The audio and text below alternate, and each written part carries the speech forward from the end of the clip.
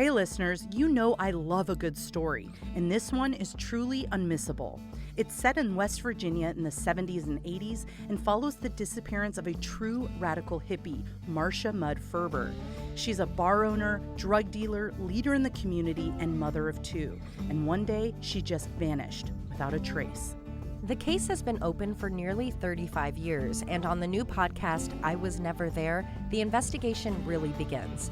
Hosted by Marcia's close friends, the show is beautifully reported and takes you on a journey far beyond Marcia into the unique time and place of counterculture West Virginia. There's marijuana, free love, family drama, and the Red Hot Chili Peppers. You'll be obsessed. Check out I Was Never There wherever you get your podcasts.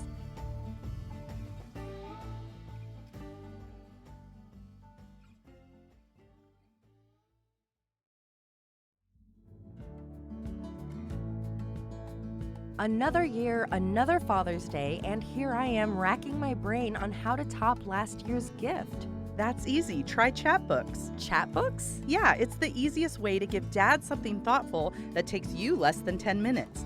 Chatbooks makes it easy to print photos from your phone straight into the most adorable photo books or artwork. Not only does it allow you to make special occasion photo books for Father's Day, but there's tons of options from monthly photo books to home decor. That is a great idea. Now that I have a working phone, there's nothing stopping me from compiling a book of all of the things my dad loves, like me. And it's not just for dad. I tried it last week and printed several photos from my phone to Chatbooks to make canvas prints for my new apartment. They showed up 2 days ago and they are absolutely adorable. So download the Chatbooks app to get started today and use code DAD20 to get 20% off your Father's Day photo book.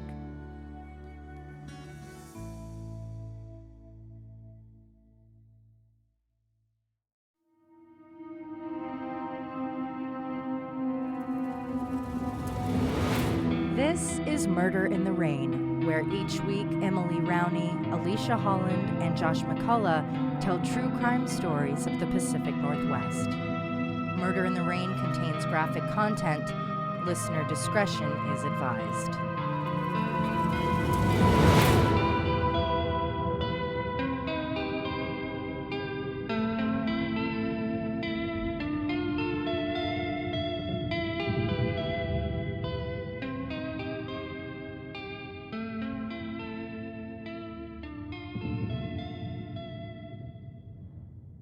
When we tie you to the theft of something, and that shows deception being part of your character, you forfeit the right to be believed. You forfeit to be treated as an honest person, and that's the way it is. Sergeant Reagan of the Spokane Police Department was quoted as saying during the investigation surrounding today's case, "Perhaps your first response was, 'Screw this guy. People deserve second chances.' But maybe the biggest and perhaps hardest lesson of the pandemic has been to see the true colors of those you thought you knew."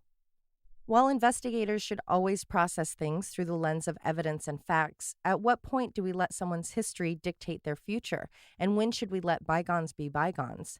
This is the story of the life and murder of Kenneth Cross of Spokane, Washington, and all of the red flags and herrings along the way. In July of 2001, 71-year-old Gladys Cross passed away after a 2-year battle with cancer. Hap, as she was called as a play on the Glad of her first name, was known for many things. First and foremost, as a prankster. She was famous for not only her creative pranks, but for luring the playful side out of others. But players beware. Hap wouldn't hesitate to get prank revenge if you should be so bold as to pull a prank on her. Hap was not just a mother to her biological son Douglas, but to many children through the years. Between family, friends, and those needing shelter, Hap and her husband Ken hosted about 15 children on and off throughout the years. Ken was involved as a parent, taking the reins as a stepfather to Douglas when he and Hap were wed in 1959. Born in Upham, North Dakota, Hap moved to Spokane, Washington in 1956, eventually meeting and marrying Ken. The couple loved each other greatly, sharing hobbies and involving themselves in the community. Besides both participating in bowling leagues, they loved helping their neighbors. Hap took on the duties of being an auctioneer for a PTA fundraiser. Ken donated in Hap's name after her passing to help local charities with holiday gifts.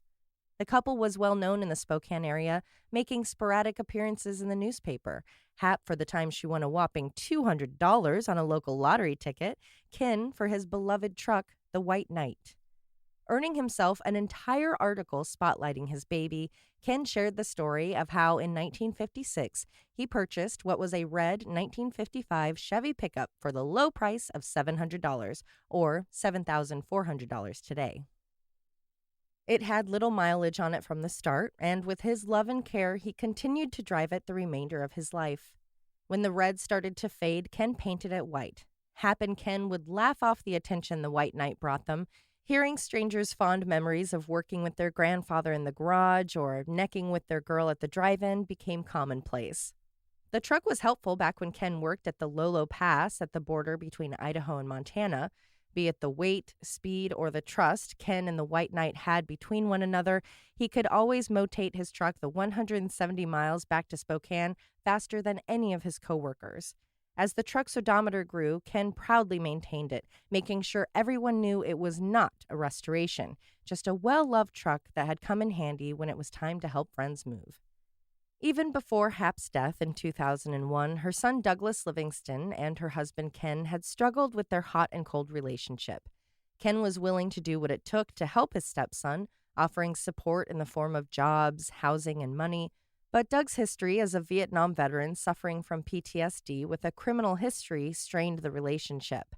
Doug was often too focused on his love of guns, growing pot, and his hatred of cops and authority to hold any kind of job more strenuous than part-time. In 1978, Douglas was convicted of possession of a controlled substance. When arrested, he had grown 63 pounds of weed. Along with 2 years of probation, the fear the judges and police had that Doug wouldn't realize how serious his transgressions were earned him 90 days in jail. This arrest did make Doug feel serious about changing the laws surrounding marijuana use. His defiance continued, later earning 5 days in the slammer for driving his motorcycle without a helmet, license, registration, and obstructing an officer. While there was love between the stepfather and son, their distance only grew after Hap died. But Ken couldn't be focused on only that. He had reconnected with an old friend, and now that they were both widowed, their friendship was blossoming into a romance. Kenneth Cook was born in 1944, number 3 of 8 children, and never struggled to stand out from the crowd in his Montana home. Even from a young age, Ken knew who he was, a quality that allowed him to be confident but not cocky, earning him plenty of attention from the ladies. One of those ladies had been 82-year-old Anna Turnwall. The traits that had originally drawn Anna to Ken were still there when they reunited years later. Their time together was happy and simple. Ken remained busy with projects, working on other cars besides the Knight. Anna loved to garden, a hobby they would share their time doing together. Thriving through their twilight years, the couple had a simple life. Remaining in their own individual homes, every day one would call the other to say their good mornings. They would then make their plan for the day, almost always including an afternoon visit from Ken to Anna's place. They would work on the garden, talk, and enjoy their evening. Then Ken would head home.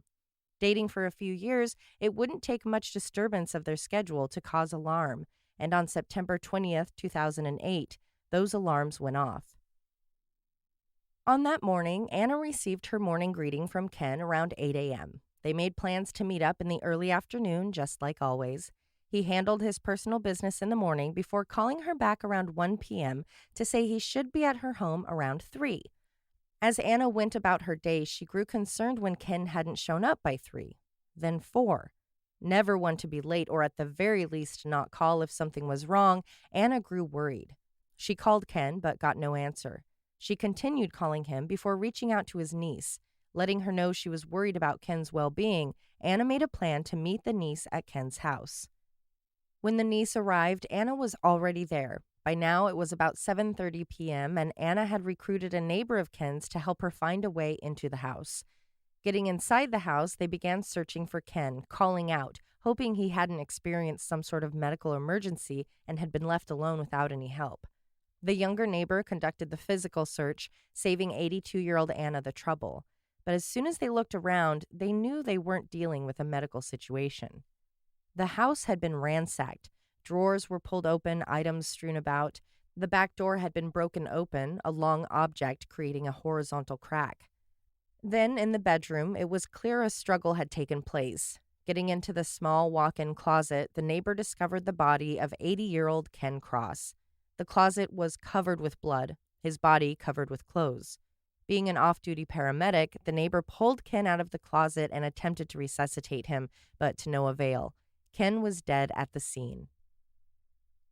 Ken's niece and Anna were informed of the horrible news, then the police. His death left everyone who knew him wondering who could have done such a thing to the man who was known for being so kind. Once detectives arrived, they found the forced entry at the back door and even more disturbances in the home. The basement had a desk that had literally been torn apart. An attempt to break into a metal box had been made. The floor was covered with papers that had been carelessly thrown out of the drawers. The mess left detectives wondering, was someone looking for something specific, or had someone staged the murder to make it appear it had just been a robbery gone wrong? Whatever had happened, Ken's family knew he had put up a fight. He was always one to handle confrontation, not that he was aggressive, just brave and protective. Speaking of his family, they then arrived at his home, finding Anna in the kitchen. She was hysterical. Before Ken's sister could make her way to the bedroom, imprinting the nightmarish imagery of her brother's body in her mind, the neighbor stopped her. I was kind of surprised to hear that the family was even in the house. I guess we don't have this situation happen very often, but my first thought was definitely, oh no, get everyone out of the house before they contaminate the place or mess up evidence. But it's also hard to imagine what you would do if you found a loved one dead in their home. Especially one of that age. Right, because you would expect it to be something medical. Yeah. So you'd be extra shocked, I think, to see anything violent. Investigators arrived and cleared the family out before starting to process the scene. It was clear more had happened to Ken than being shot. His face and head were beaten with a blunt object, and badly. In the closet was the .22 caliber bullet believed to have been used for the murder. Below where Ken's body had been, the closet floor had a pool of blood. Among some of the more bizarre evidence was Ken's glasses. He had been beaten on the head and face. He had been shot in the head, once on the left side, once on the right. Yet next to his body, atop a piece of luggage stored in the closet, were Ken's glasses, nicely folded, spattered with blood. Whomever had killed him had been kind enough to take the time to gently protect his glasses. This left investigators wondering if the perpetrator could have been someone Ken knew. Another clue that had detectives thinking this could have been done by someone familiar to Ken was how the homicide appeared to be overkill. The beating, the 2 shots to the head, the ransacking of the house, a ransacking that they couldn't help but think looked overdone, possibly even staged. To be clear, it wasn't the entire house that had been gone through. Police found the kitchen was in good condition, hadn't really been touched. The basement had received the worst of it, but throughout the house they found random drawers left open, items in cabinets rummaged, their contents left askew. When it was found that Ken's wallet was the only real thing of value that had been taken, along with some random items like binoculars and a watch, it was clear to detectives there hadn't been an actual robbery attempted.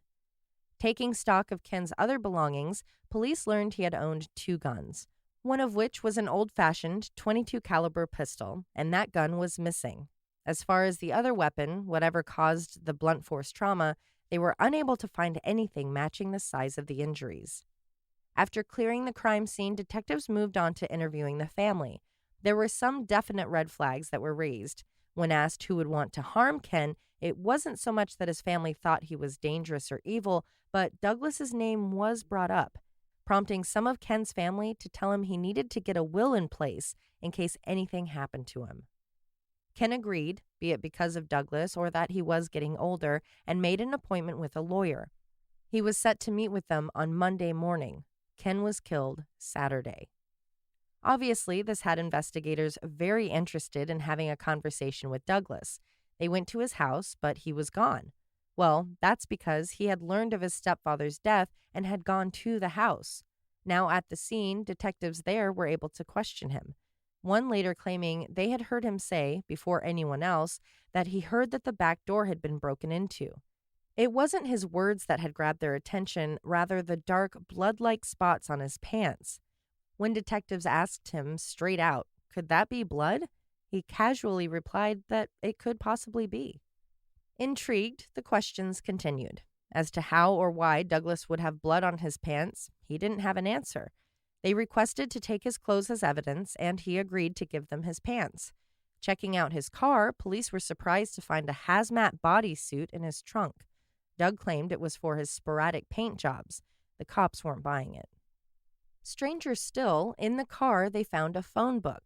See, children, before the internet was in our hands, we had actual multi-inch thick books dropped on our doorsteps. In them, you would find the names, addresses, and phone numbers of all of your favorite local businesses, restaurants, and friends. You can also, as Mike did, use them for shooting purposes. The officer's eyebrows were raised when it was found the phone book had a .22 caliber hole through the middle of it. Mike, being a big fan of guns, claimed to have used it for target practice. He was just really into ballistics. Mike was then taken to the police station for questioning. He refused his right for an attorney or silence. Giving his alibi for the day, he claimed to have seen Ken around noon when he dropped off some food for him. When he left, there was only Ken in the house. Oh, and his housekeeper, Teresa Nelson. When the police, who, as you may know, are allowed to lie about evidence during interrogations, meaning they had every right to tell Douglas that they had tested the spots on his pants and it was blood. Not just that it was Ken's blood. Fun fact, Oregon and Illinois are the only two states that have laws against such deception. Well, it only applies to juveniles, which of course is a great step in the right direction, but we need anti-deception laws on a federal level for people of all ages to prevent false confessions and wrongful incarcerations. Because yes, in an interrogation or interview, the police can just outright lie and say they have evidence. It could be physical, witness testimony, anything to try and get you to confess. A friendly reminder to immediately ask for your lawyer if you're ever in that situation. Doug, though, was not falling for it. He knew it wasn't his dad's blood. It just wasn't possible. Unable to trick Douglas in any way and unable to get a confession, there just wasn't enough to hold him. Because it wasn't actually blood on his pants, and there was no way they would have been able to test the DNA in just a matter of days. For Ken's family, it didn't really matter that the police couldn't arrest Mike. They had already been on edge about his behaviors. The questioning and suspicious circumstances left everyone looking at him as a possible murderer.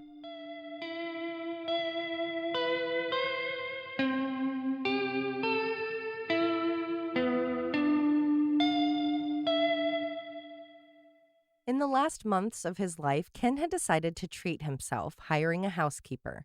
It's unclear if he had been recommended Teresa Nelson from Anna or vice versa, but soon Teresa was cleaning both Ken and Anna's homes. It didn't take long for concerns to arise about Teresa and if she had been stealing. No, not that she would steal just because she was a housekeeper, but because they were older folks, a demographic that is prone to being seen as prey to predators. Out of the two, only Anna had proof Teresa was stealing. A gold and diamond ring Ken had gifted her just a month earlier had gone missing from where she kept it. When detectives learned of Ken's concerns and Anna's missing ring, they became even more interested in speaking with Teresa. After running her background, they found she had a boyfriend who was currently serving time for burglary. When the police inevitably showed up at her home to speak to her, her lack of surprise was evidence when she greeted them with a, "I didn't do it." Alarmed by her immediate defense, detectives had some questions. Yes, Teresa had been at the house the day of the murder, just like Doug said. She did her job, cleaning the house, then left around noon, which is the opposite of what Doug had said, claiming he had left her alone with Ken around 1:30. Teresa had seen the pistol at one point, but only to the extent of learning that he had it. Well, that he had it and wasn't afraid to use it.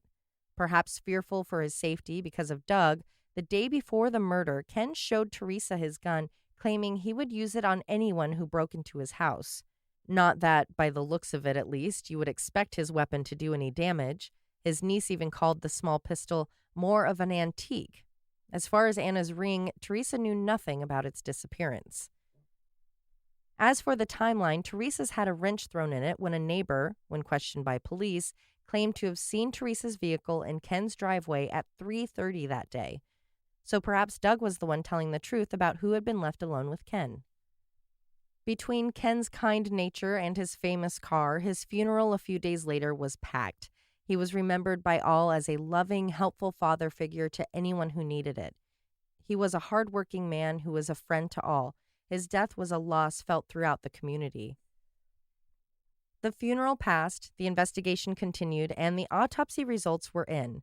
Ken Cross had suffered at least 24 blows from the same hard, thin object. Given how the back door had been cracked, officials assumed the wounds came from something like a crowbar. The beating broke several of Ken's ribs. As far as the 2 gunshots to his head, the one that was from a further distance, perhaps the first shot, was a .22 caliber. The second was the same, only at close range. Police once again felt Doug had been involved, especially since the killing had been so violent, so they stopped by his house. He was happy to help the cops in any way possible, especially since he hoped it would help to clear any suspicion about his involvement.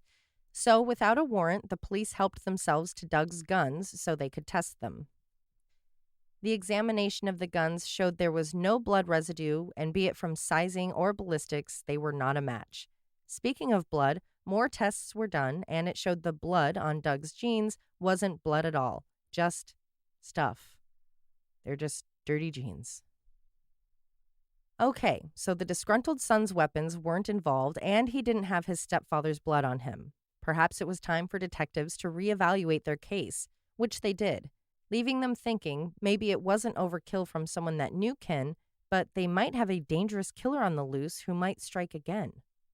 While investigators looked at the possibility of an outsider, others were sticking to the killer came from inside the house theory. If Doug was probably in the clear, that would mean his alibi was pretty legitimate, which would make Teresa's questionable.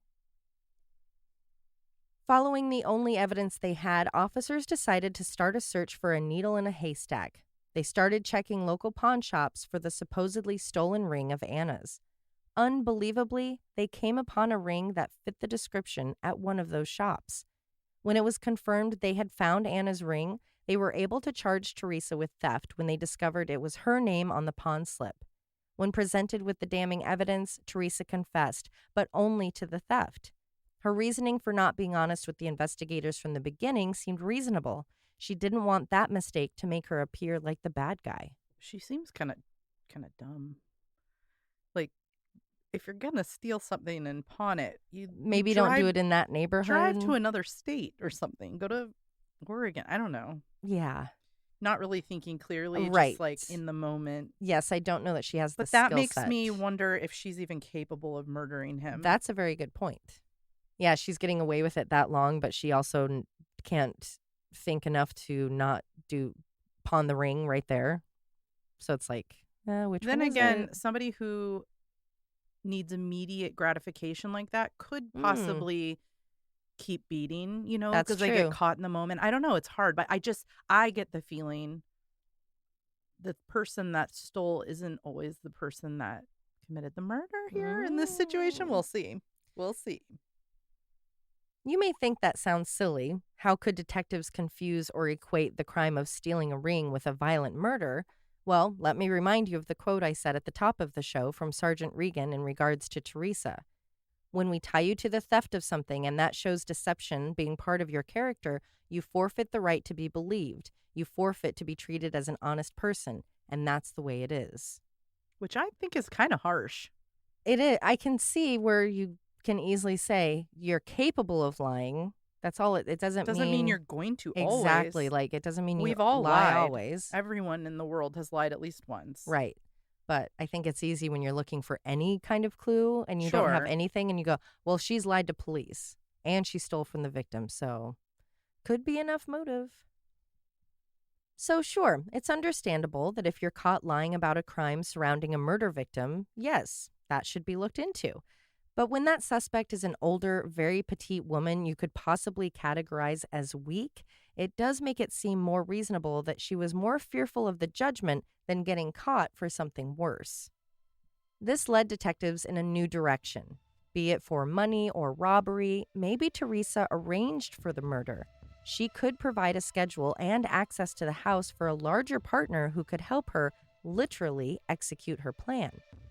September 28th, 8 days after Ken's death, police received a peculiar call, which completely shifted the focus of their investigation.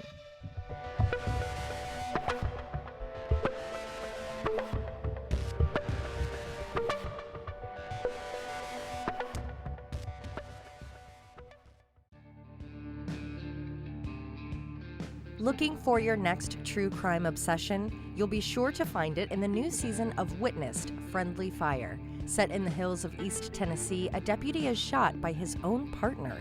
When authorities say there was no wrongdoing, it unveils a county run by a sheriff's office that casts a long shadow.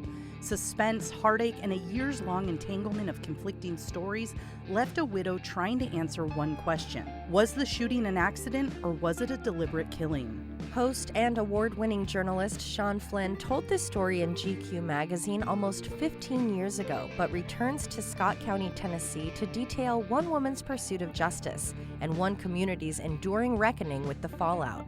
From Campside Media and Sony Music Entertainment, Witness Friendly Fire is available now.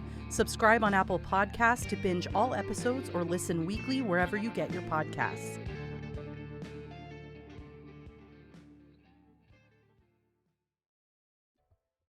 The man who had called in a tip was Bill Ludine.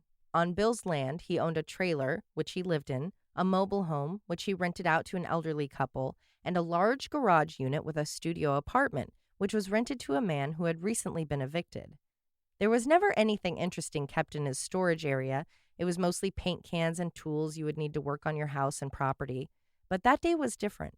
Opening one of the large paint buckets, Bill was surprised to find an igloo cooler inside. Inside the cooler, a metal container that had been wrapped in foil.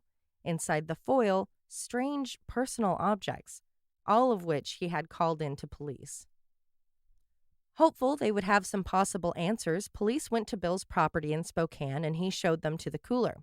Among the random objects, there were very notable things like black leather gloves, a crowbar, boots with blood spatter, jewelry, a .22 caliber pistol, and a driver's license belonging to Ken Cross. That crowbar is likely what he was beat with, if I had to guess.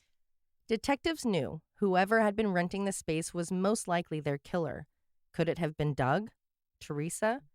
That's when Bill gave them a name, David Brzezinski.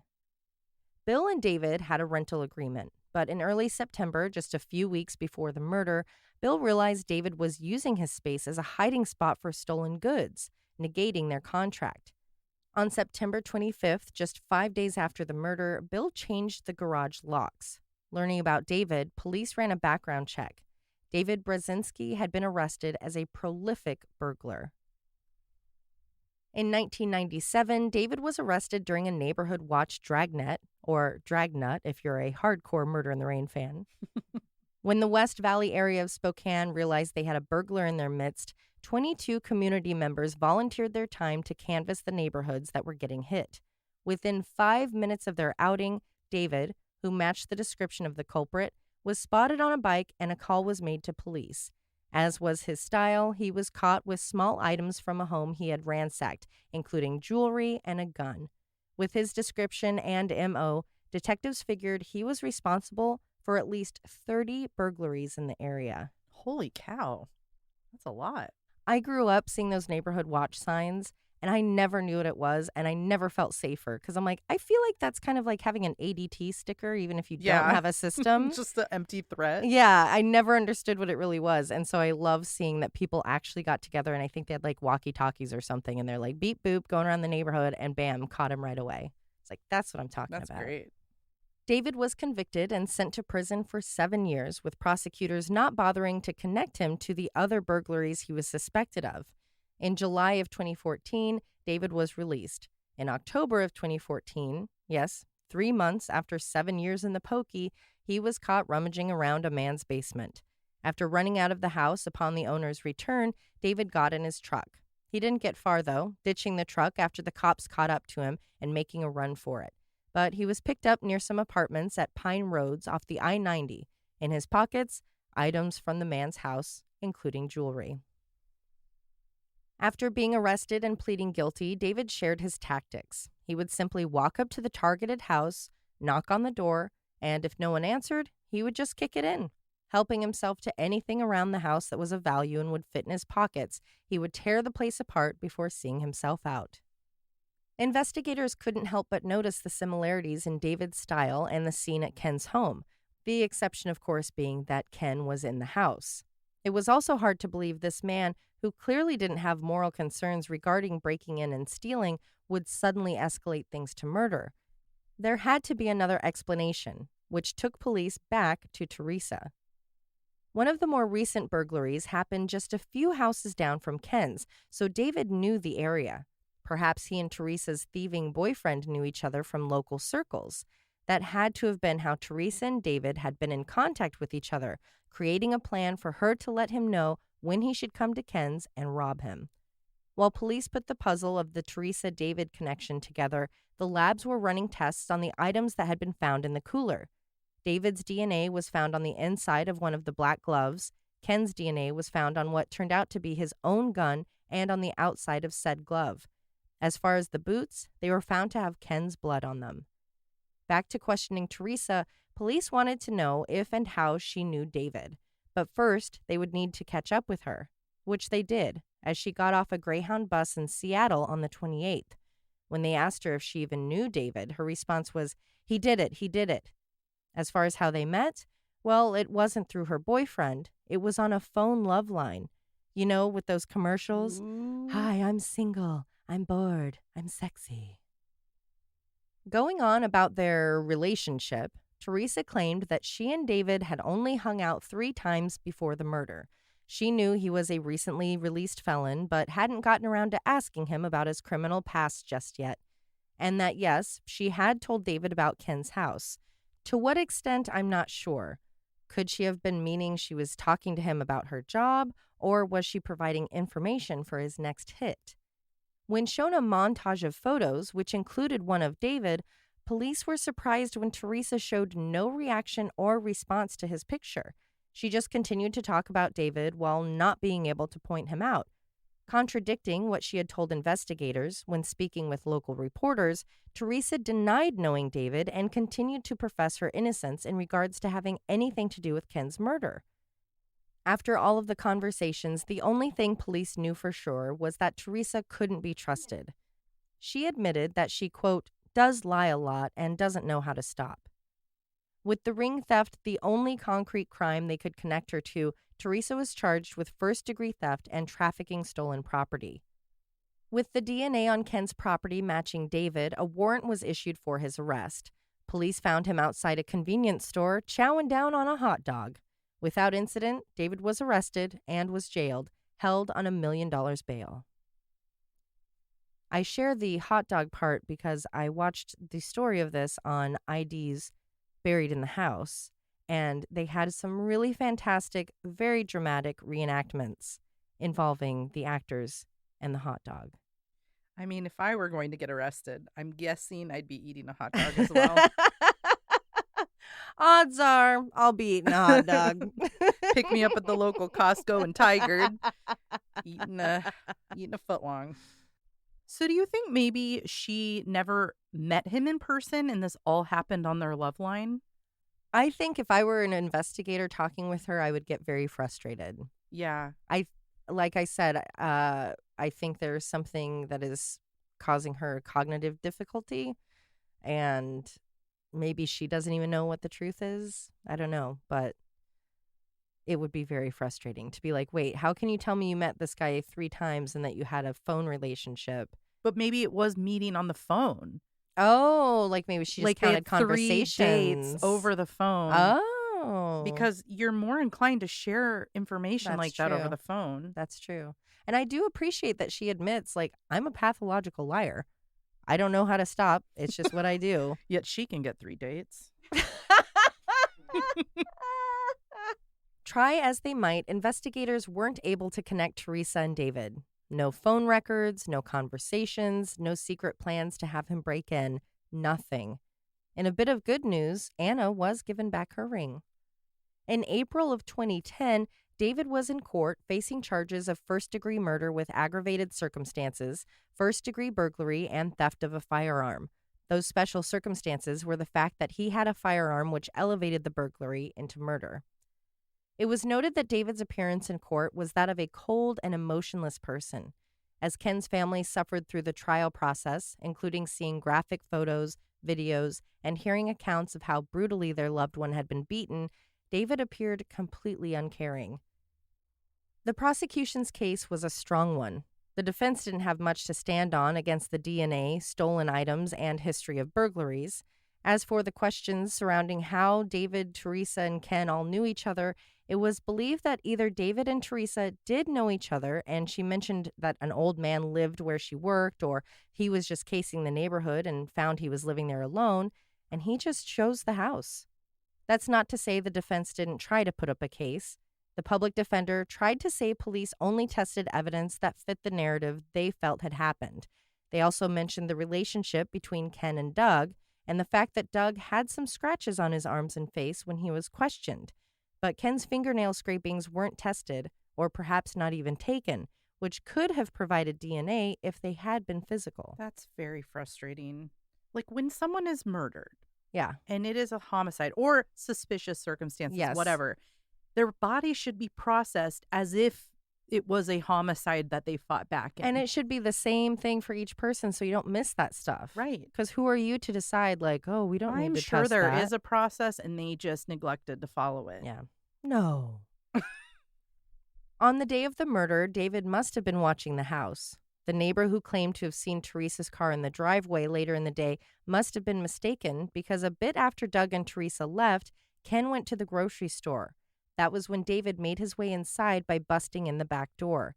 Tearing the place apart, he was once again collecting small but possibly valuable items in his pockets as he went. Unexpectedly, Ken returned home around 2. He was only going to drop off his purchases, then head to Anna's for the evening as planned.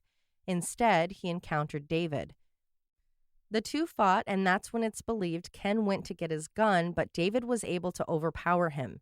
Beating Ken down, David was able to move Ken into the closet where he shot him twice. The fact that they were strangers made David's action of protecting Ken's glasses even stranger. It took 8 women and 4 men on the jury only 3 hours, which included a lunch break, to find David guilty. The charges were added to his record, making for a 3rd strike, which would have already happened if he had been charged with those other burglaries, keeping Ken and who knows who else safe. And he was sentenced to life in prison without parole. David's lawyers filed appeals, mostly based on instructions given to the jury and other desperate straws they could grab, but it was no good. I couldn't find if the charges were dropped or if prosecution never got around to it, but because of additional items found in David's storage unit, there were additional charges coming his way, including 11 counts of theft, 5 counts of unlawful possession of a firearm, and 1 count of trafficking stolen property. No one would have to worry about those charges, though. On August 31st, 2013, David Brzezinski took his own life by cutting his wrists while in the Washington State Penitentiary in Walla Walla. Anna Marie Turnwall, Ken's partner, passed away on December 23rd of last year at the age of 95. I wonder how hard they tried to get that guy to roll over. Like, why was he so mum on everything? Which guy? The guy, the culprit. He could have thrown the girl under the bus. I don't think there was any connection. I think That's bonkers. I think she flat out just made lied. it up. I think it's maybe an attention-seeking mechanism. Like, why get involved, though? I can think of at Boy. least one person in my life who, if the police were talking to them, they would probably make something up That's for the nuts. attention or That something. is nuts. Yeah. That is the last thing I would ever be tempted There was to do. nothing. They had no connection whatsoever. There was never proof of them ever talking. I couldn't find anything as far as them interviewing David about Teresa if he had said anything. Right, like if he was saying, no, I don't know her. Yeah, but they had nothing on them. There was Wow, that is they had never wild. talked on the phone. They had never met. They had never any of it. And he didn't give any indication on why he was so violent with him? I think it was just that he stumbled upon him. He's not used to I that. think that Ken came home and it caught both of them off guard, and Ken went to go get his gun because he didn't bring the gun with him. It was Ken's gun. And, Yeah. and that's something that they say had about the gun not been there, Yeah. it probably wouldn't have happened like he that. might have been hit with the crowbar or something, but who Knocked knows? out? Yeah.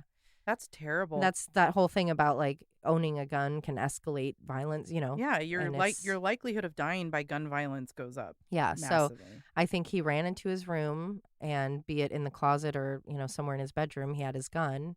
And the day before he had said, well, that's according to her. So Who knows if he actually said that and showed the gun, but according to her, the day before, he was like, I'll confront somebody if I have to. With her history of lying, it seems unlikely that, and also that's weird behavior from someone. Yeah, that would be like maybe in some time during the course of cleaning, she came across the gun, Maybe. and then maybe he was like, oh, I just have that for protection in case someone breaks in or something. That seems more likely. But I think it's just a weird, perfect storm of this bad relationship with Doug, his son, and him having his own behaviors that could be seen as erratic or, unconventional, and her behaviors. And they were just off on their timeline, and then everyone was gone, and this guy happened to show up and knock on the door. If they had pursued those 30 burglaries, he would have had his third strike, and he would have been serving life. Did the family file a civil suit or anything? No, because I don't think it's a matter of, I think, it's more like that they didn't press the charges, so I don't know that it's it's definitely negligence on their end, but. That would be very frustrating to think about your whole life. Uh-huh. Yeah, to not hold on to that bitterness and anger. Impossible for me. Mm-hmm. So before we go, real quick, listeners, we had someone a few months ago send us artwork.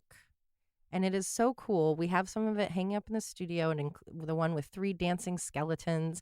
And there was Chloe has one in her bedroom. Yeah, and there's like the robot with the heart. And it was such good art. And we wanted to say thank you so much because you heard that we loved getting things from fans, and you sent us this beautiful package. And I set your little card to the side for recording, and it disappeared.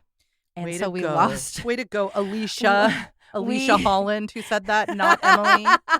And I will admit that I was the one that it was threw it out. I did throw it out. But here's the thing: we both went tits deep in the garbage, and we dug through everything because I was like, I just had it here. We just so had whoever it. You are, DM us. Yes, let us know. But thank you for your art. It means so much, and we're so sorry that we can't say your name. So yes, message us. Email us, and we will give you a and we'll give you a proper shout out. Yeah, send us your store if you have one, so Definitely. we can share it with everyone.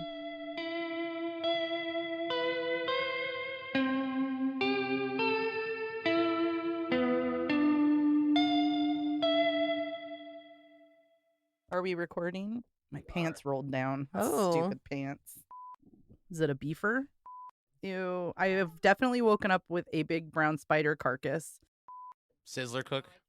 That was a cockroach. Good old Mike. That reminds me of a funny story, which was, drunk in college. Classic. We got home from from the bar at my apartment, which was really close to downtown, and I couldn't find her. I'm like, where's she's staying the night, and I see she had passed out in my laundry pile at the bottom of my bed and just blended in.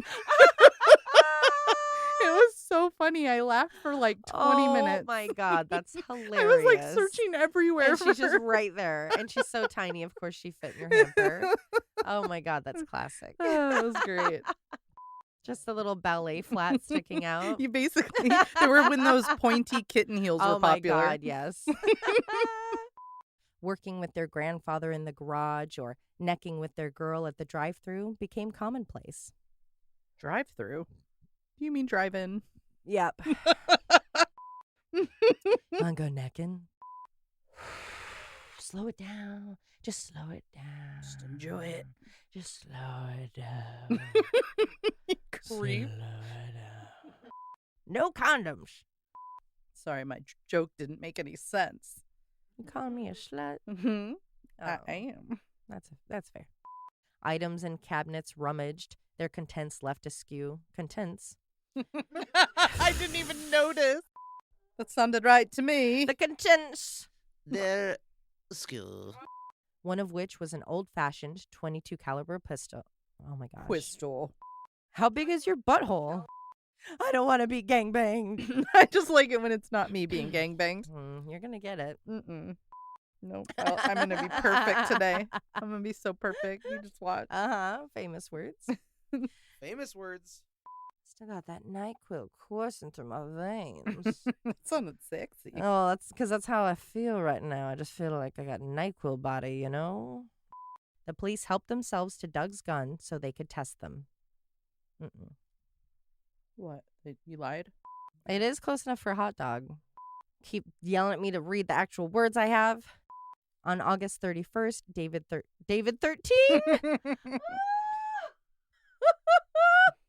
Good old Am I David smelling 13. toast? Jurassic Park comes out this week. I like red herrings. Yeah, me too. Me too. Oh, I do too. Murder in the Rain is a Cascade Media production, written and hosted by Emily Rowney, Alicia Holland, and Josh McCullough, edited by Josh McCullough. You can always contact us at murderintherain@gmail.com or through our website, murderintherain.com.